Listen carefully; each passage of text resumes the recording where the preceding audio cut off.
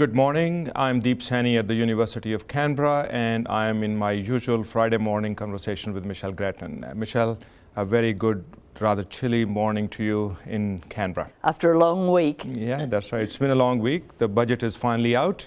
The debate has started, and it looks like that it's going to be an interesting debate. There are a couple of new taxes, important ones at least, and there is the issue of the bank tax and a rise in the Medicare levy, which will kick in a couple of years. Now, it appears to be a very interesting attempt on the part of the government to put the past behind and reset the agenda. Do you think this is going to be successful? I think it depends on whether the people accept that the government's saying, well, we've learnt some lessons, we know those harsh measures weren't going to work, weren't going to get through the Senate, and we have a new approach. Or whether people say, well, this is just politicians playing games. Or the other alternative, of course, is that they're not listening at all to the government, they've switched off. It's too early to tell which attitude people will take. We won't even see it, I think, in the first polls.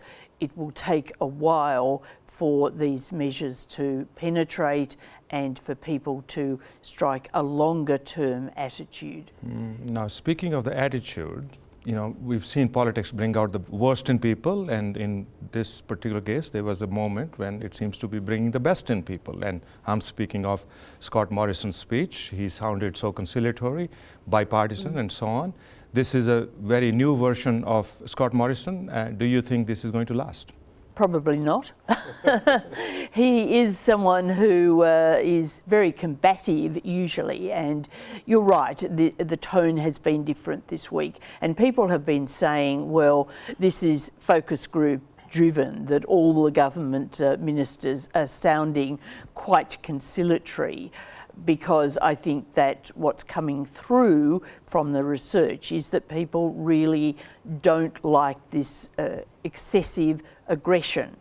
But as debates proceed and the heat increases, then politicians do tend to revert to their normal fighting style. You think the politicians will be back to being politicians? They've only partially been in this more conciliatory mood.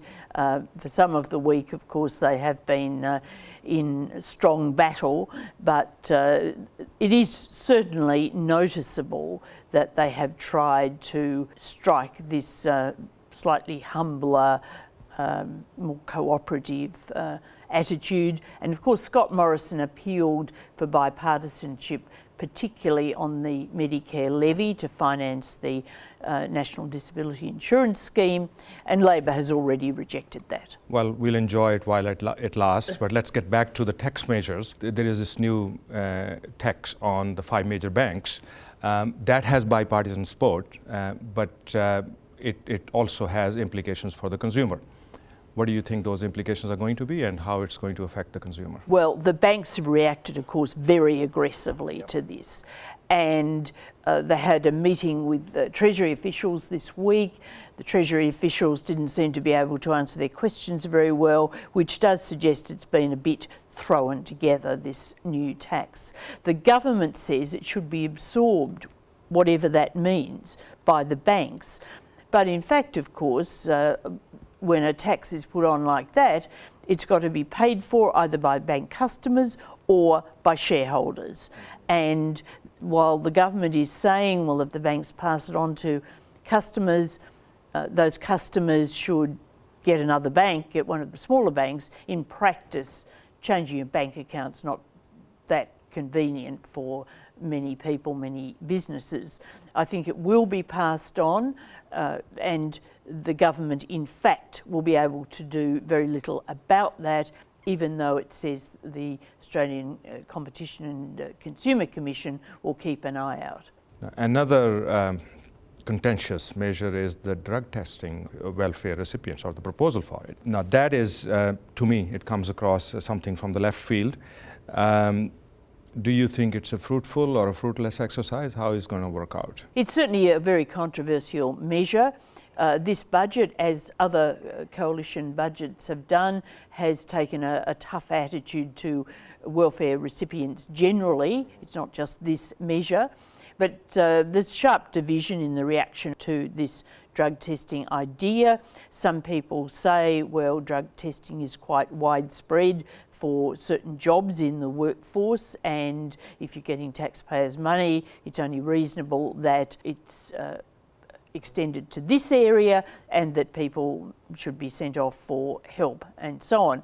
Others say it's an intrusion on people's rights and that it doesn't work anyway. So this is one of the measures that I think will be quite strongly debated in the days ahead, and I guess we'll see in terms of effectiveness, if it goes ahead, how it works. The budget had a very populist tone, and that certainly puts the pressure on Bill Shorten, and it certainly did put that pressure last night in his budget reply. How did he come across in that? Well, what Bill Shorten's response has been is, given a government moving into Labor territory, whether it's education, whether it's doing more in health, all these threats that the Labor Party now faces from the government, his response has been to move further to protect his own territory, whether it's policy territory on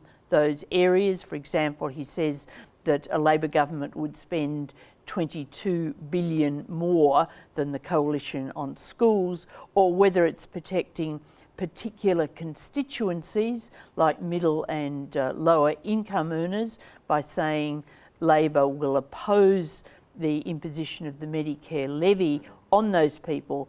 It's saying we're digging in. The Labor Party is digging in these areas. It's not going to let the coalition catch up in those fields. And the debate that is about to ensue would show how the two parties come out of this. That's right, and politics moves so fast these days, and we are so much in the permanent campaign that things are not set.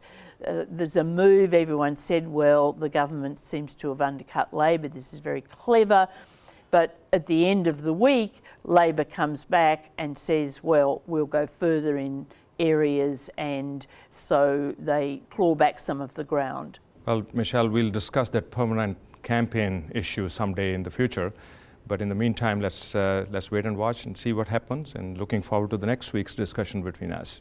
Thank you again. Thank you.